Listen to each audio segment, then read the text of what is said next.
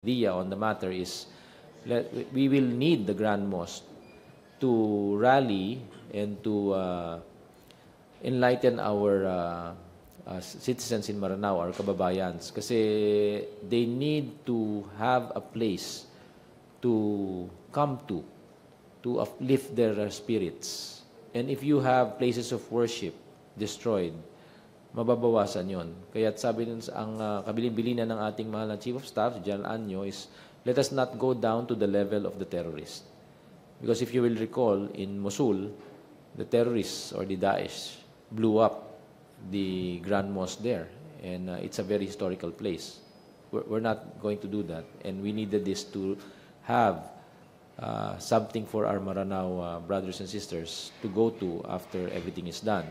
So yun ang ginawa natin. That's why in the concept of operations na aking ibinahagi kanina, inabot ng halos 1 buwan itong operasyon na to dahil unti-unti nating pinaligiran.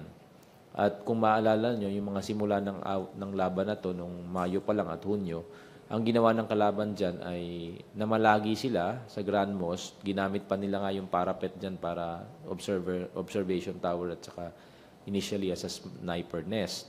Pero nung ating pinupuntirya ito, hindi na nila nagamit.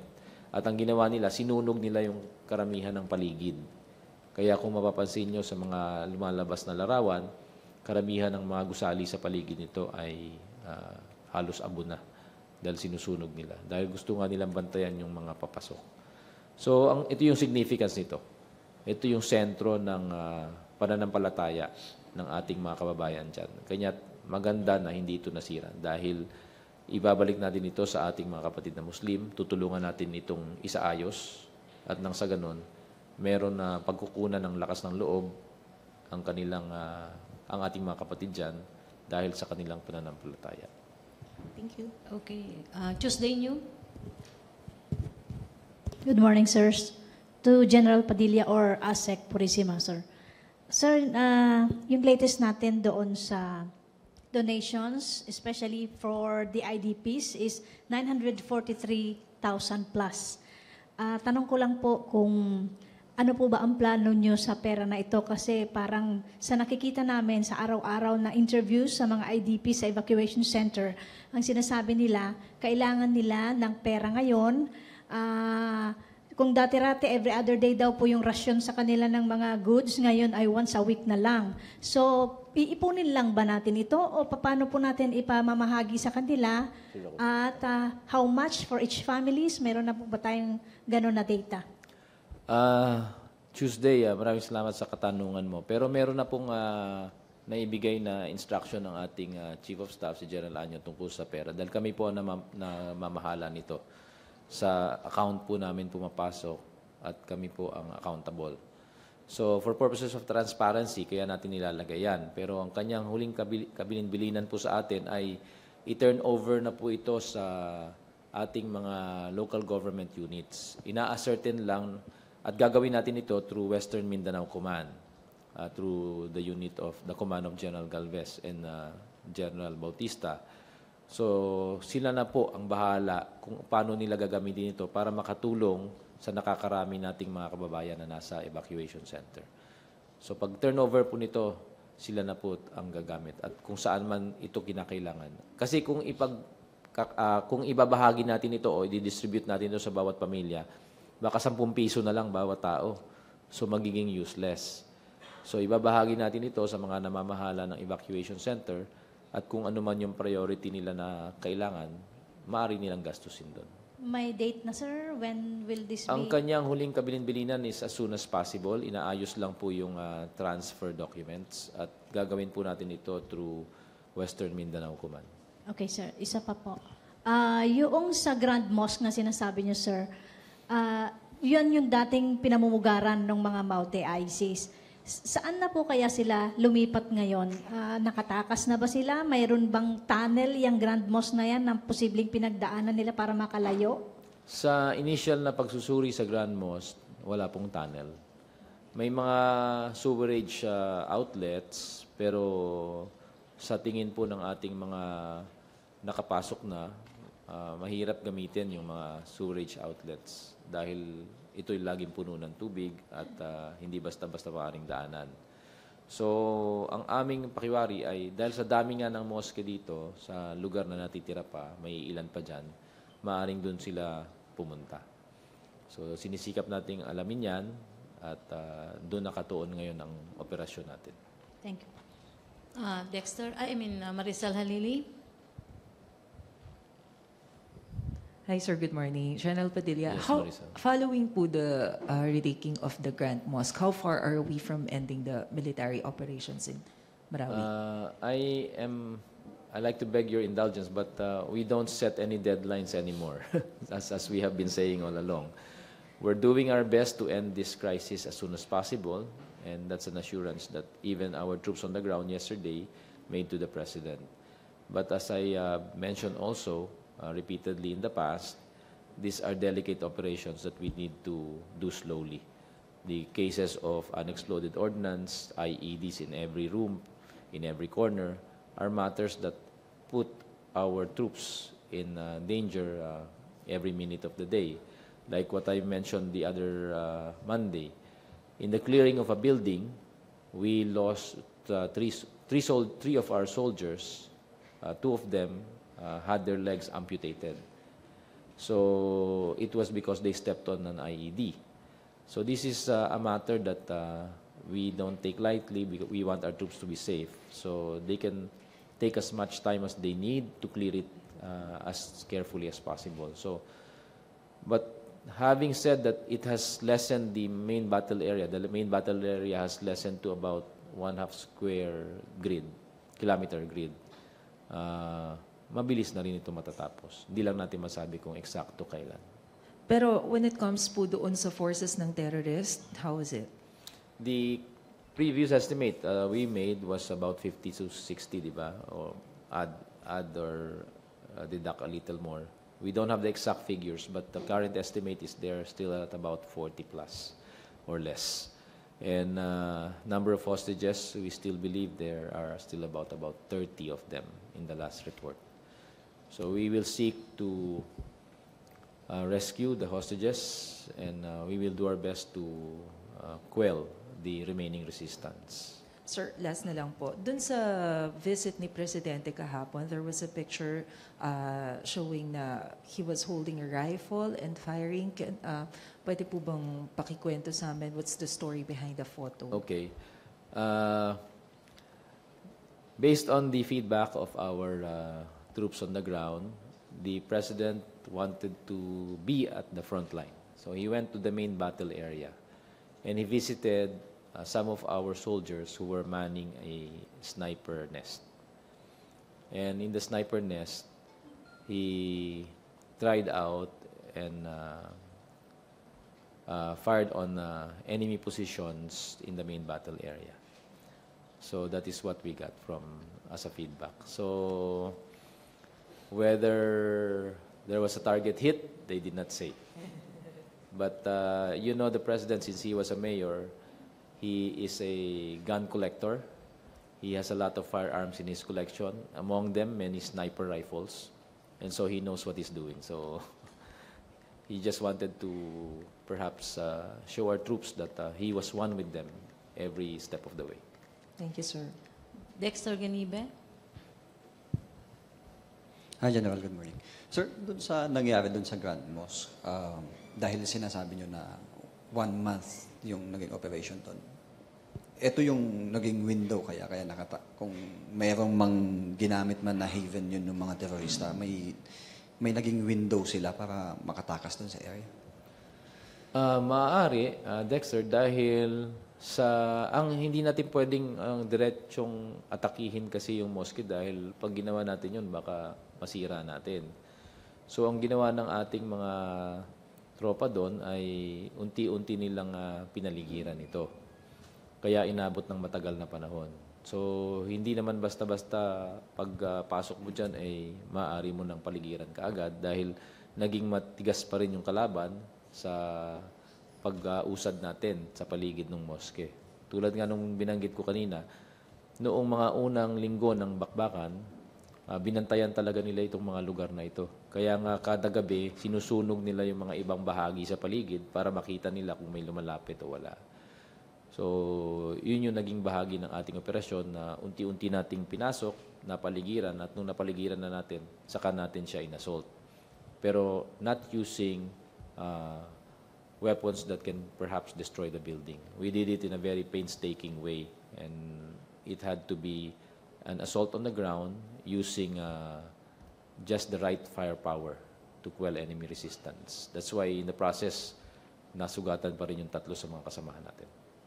Kasi may mga nagbabanggit na natakasan ang person. Hindi nalala yung mangyari na naka-retreat sila, nakatakas sila. So yung maaring lumaban nung pumapasok tayo ay yung nag-hold lang sa puwersa natin para hindi sila mahabol.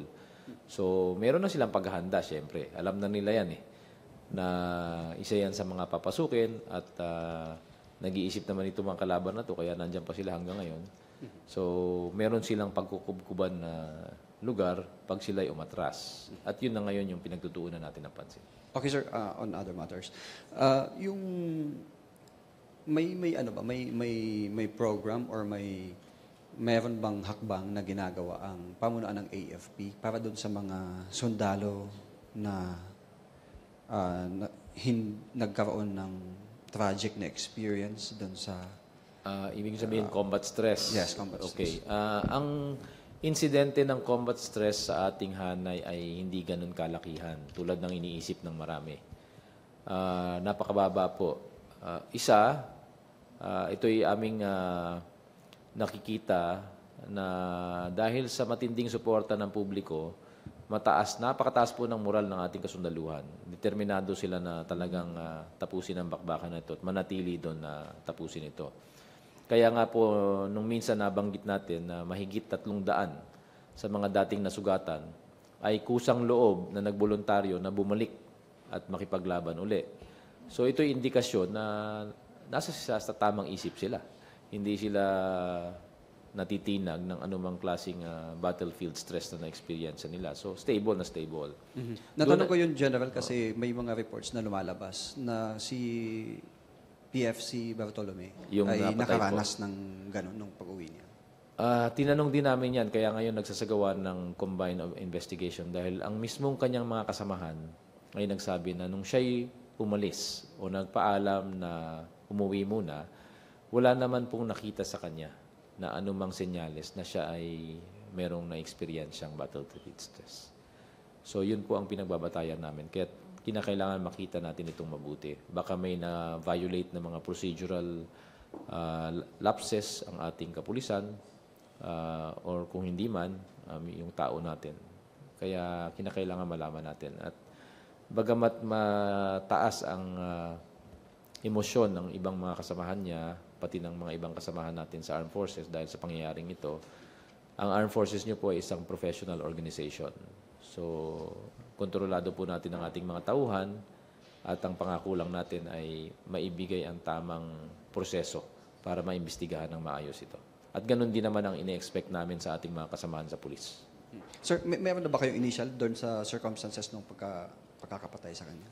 Hindi pa kumpleto, Dexter, at unofficial pa kasi yun kaya hindi ko mailabas. Although meron ng initial report ang pulis, hindi ko pa ito nababasa. Okay, copy, sir. Okay, last question na tayo. Pia Gutierrez to be followed by JP Benzita. Kay Asek Toby, sir, humanitarian groups are seeing, aid groups are seeing a humanitarian crisis in Marawi. Ano po ang masasabi po ninyo? Do we share the same sentiment, sir?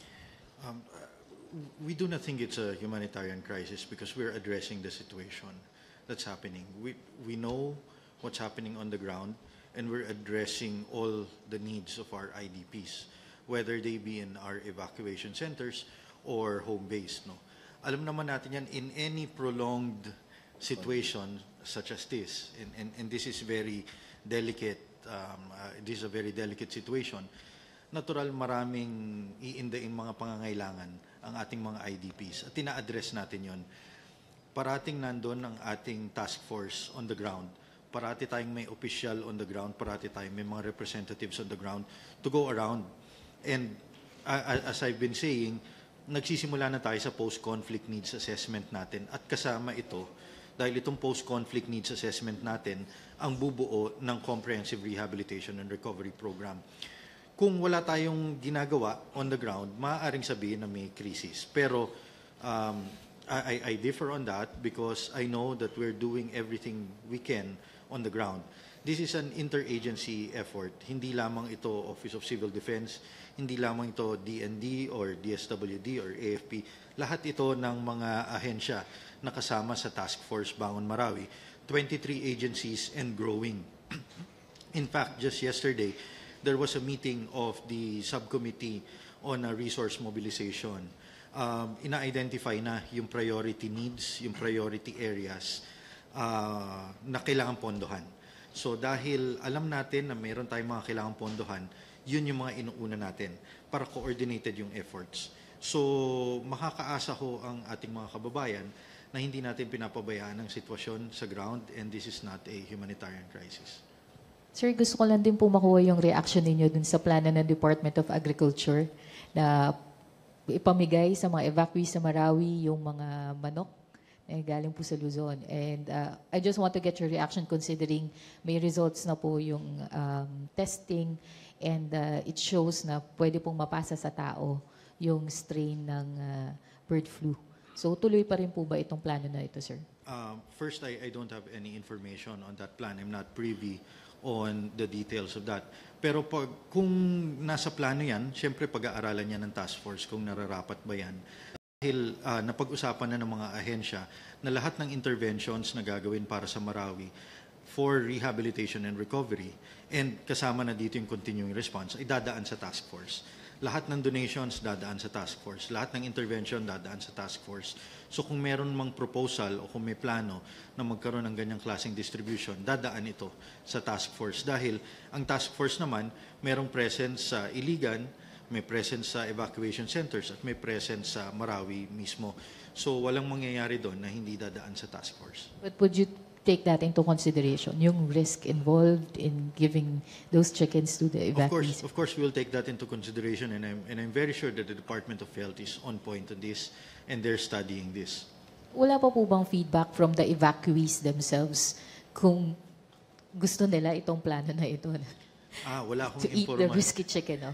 Wala akong impormasyon dyan. Ngunit siyempre, pag-aaralan natin to. Dahil siyempre, kailangan yung welfare ng ating mga evacuees, ating mga IDPs ang nakasalalay dito. No? At siyempre, hindi tayo gagawa ng isang plano o isang programa na makakasakit lamang sa ating mga IDPs. Thank you, sir. Okay, JP Bencito. Last question na si JP. Okay. Hi, General Padilla. Sir, good morning. Sir, may idea na ba tayo kung nasan na yung location nila, Hapelon, Maute Brothers, and other leaders nitong rebellion na ito? How I wish I can tell you. Pero wala po sa akin yung detalye na yan. Although, alam natin na nandun pa sila sa loob.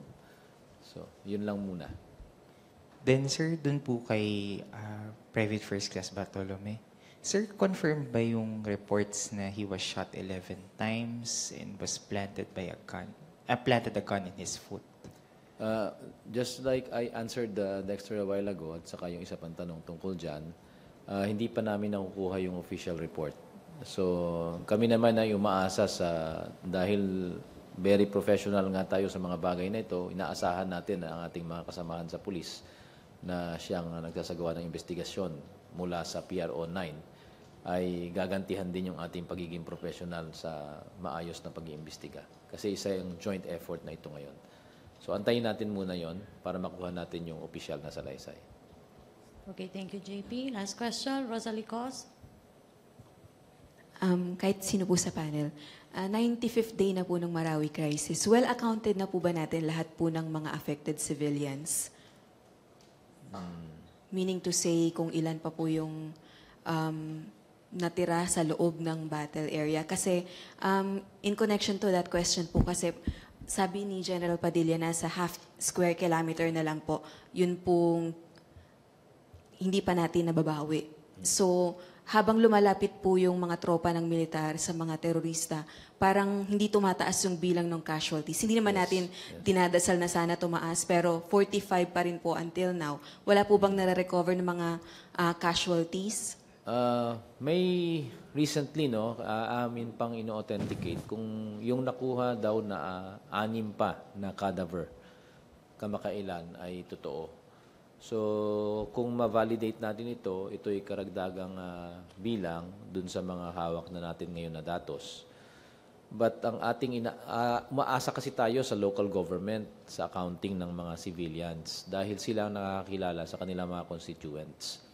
Kaya nung simulat sa pool pa lang noong nagsimula ang bakbakan, ang talaan po ng unaccounted na civilians na umabot sa halos 2,000 initially at ngayon ay nananatili na lang sa mahigit siguro 200, ang pakikipagtulungan ng local government ang pinakamahalaga dito. So, makikipag-ugnayan tayo sa kanila sa patuloy ng pangyayaring ito para ma-account natin yung hindi pa na-account na mga civilians. Meron pa kasing mga hindi nakukuha na mga katawan na nasa mga punerarya ngayon na hindi pa nakikilala at hindi pa napupuntahan ng mga kamag-anak at hanggang sa ngayon ay unclaimed. So in the management of the dead and the living and the missing, yun po yung mga bagay na nakapending pa sa kasalukuyan. At ang namamahala po dyan ay ang Bureau of Fire at yung local government. Sir, yung 200 na unaccounted nasa kamay ng mga kalaban? Combined, they may be residents who have not been able to escape, mga residente na hindi nakaalis, na trap sa loob, at yung ilan ay mga maaring hostages sa kamay ng kalaban.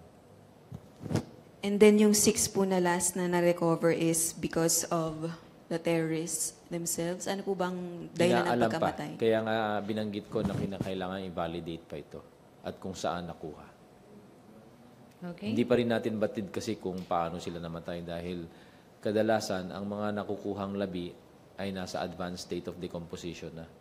Kaya yung pag-iimbestiga na gagawin ng NBI at saka SOCO ay nagiging mas mahirap. Okay, thank you, Rosalie. Okay, thank you, AFP Spokesperson Brigadier General Restituto Padilla. Thank you, Assistant Secretary James Purisima. Thank you, PCOO Assistant Secretary Omar Romero. Thank you, Malacañang Press Corps. Back to our main studio sa Radyo Pilipinas and PTV.